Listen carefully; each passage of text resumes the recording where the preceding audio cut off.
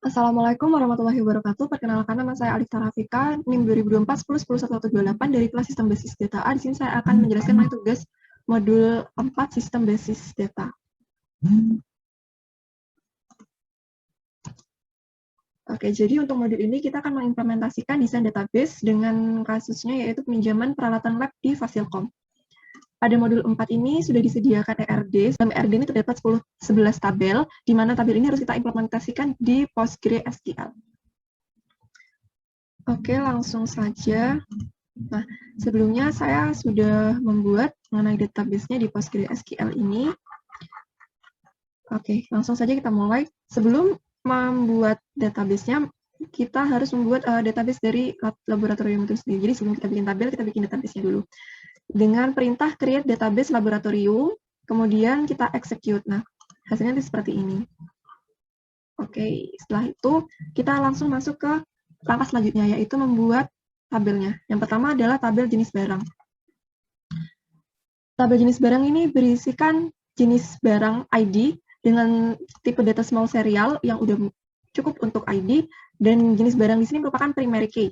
Nah, selanjutnya adalah nama jenis yang harus wajib diisi dan keterangan dengan tipe data teks. Nah, selanjutnya setelah kita membuat tabelnya, kita membuat perintah untuk memasukkan isi ke dalam tabel tersebut. Nah, perintahnya adalah insert into ke tabel jenis barang. Nah, yang dimasukkan adalah nama jenis dan keterangan. Value-nya ada, di sini saya memasukkan tiga jenis barang, yaitu ada komputer, laptop, dan printer, yang berisikan keterangan masing-masing di sini. Nah, setelah itu kita cek dengan perintah select from jenis barang, lalu kita execute di sini.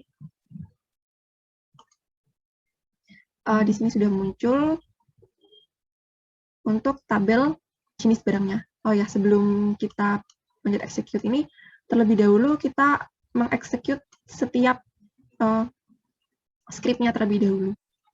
Baru setelah itu kita mengexecute select from ini. Oke, selanjutnya adalah tabel lab. Nah, sama seperti sebelumnya, kita membuat create tabel yang berisikan lab ID sebagai primary key, nama yang harus wajib diisi, dan deskripsi dengan tipe data teks. Insert datanya yaitu ada lab pemro, lab basda, lab RPL dengan keterangan atau deskripsi di masing-masingnya. Selanjutnya kita execute untuk menampilkan tabelnya. Kita cek. Nah, sudah muncul di sini untuk tabelnya dengan lab ID. Untuk tabel yang ketiga yang akan kita buat adalah tabel barang. Nah, di sini terdapat tiga isinya, yaitu ada barang ID yang sebagai primary key, nomor seri, dan deskripsi dengan tipe data teks. Di sini juga untuk nomor seri itu kita buat unik, di mana tidak ada yang sama. Jadi harus dibuat unik dengan perintah alter tabel barang. Jadi menambahkan pada tabel barang, ditambahkan constraint untuk nomor serinya. Nah, untuk mengimplementasikan relationship-nya, kita juga menggunakan alter tabel ini. Yang pertama, yaitu jenis barang ID. Jadi, di tabel jenis barang kita tambahkan kolom lagi, yaitu jenis barang ID yang wajib diisi dengan constraint, yaitu foreign key, yang merujuk pada tabel jenis barang, kolom jenis barang ID. Ada juga relationship dengan lab ID, yaitu dengan memasukkan lab ID sama seperti sebelumnya, menambahkan kolom lab ID yang wajib diisi dengan format data integer, dan menambahkan constraint foreign key lab ID yang merujuk pada atau referensi pada tabel lab kolom lab ID.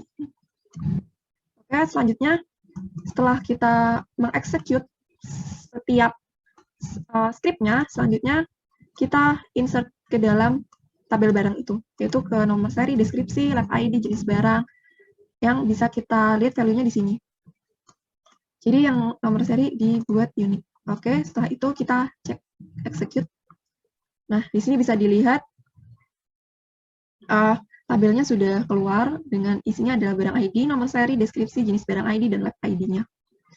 Oke, tabel yang keempat adalah tabel dosen. Di sini ada dosen ID dengan format dengan tipe data small serial yang sebagai primary key, ada nama, ada NIP, yang tentu saja NIP tiap dosen ini harus unik atau berbeda-beda.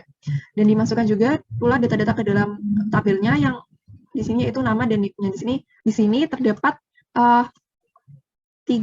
data yang diisi, yaitu bisa kita lihat di sini sendiri ada 3 dengan NIP berbeda di masing-masingnya. Nah, untuk mengeceknya kita pencet, kita blok, select from dosen, dan kita execute.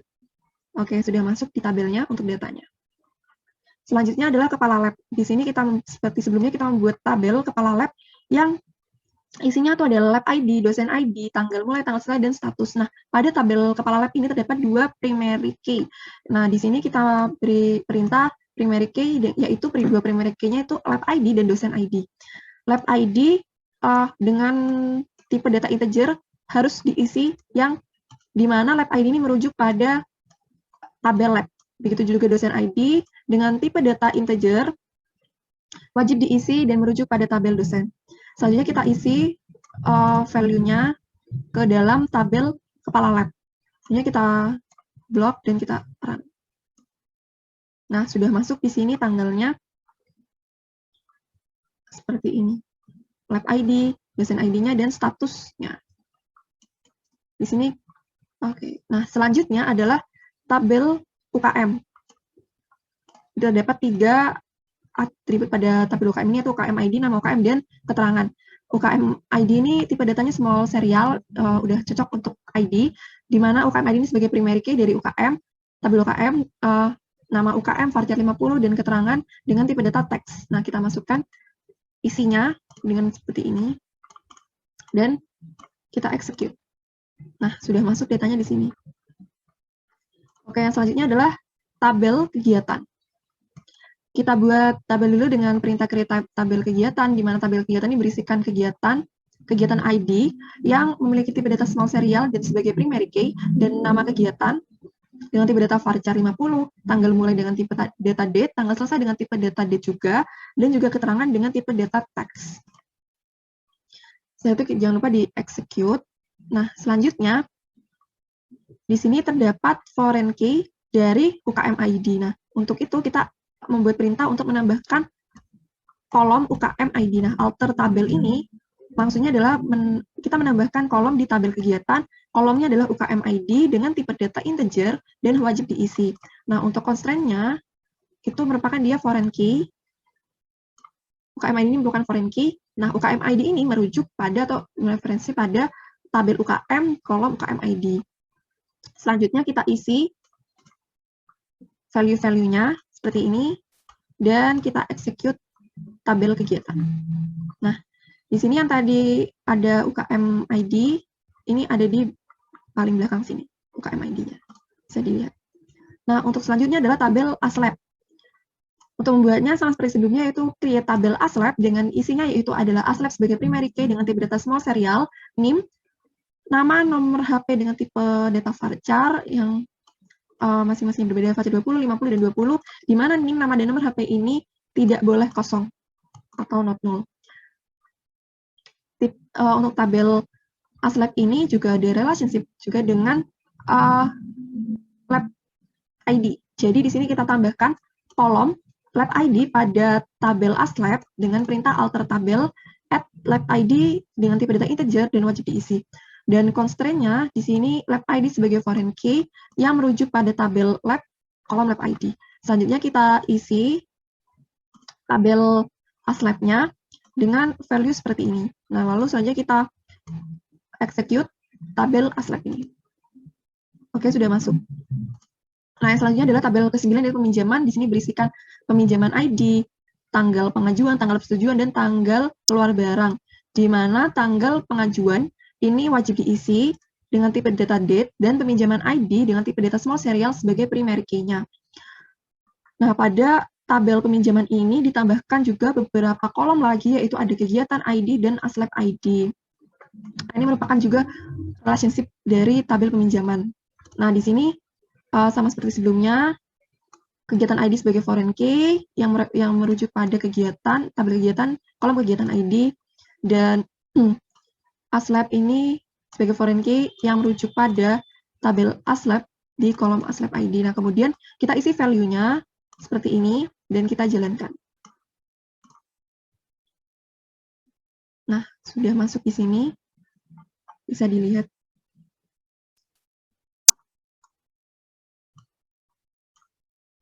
Ini.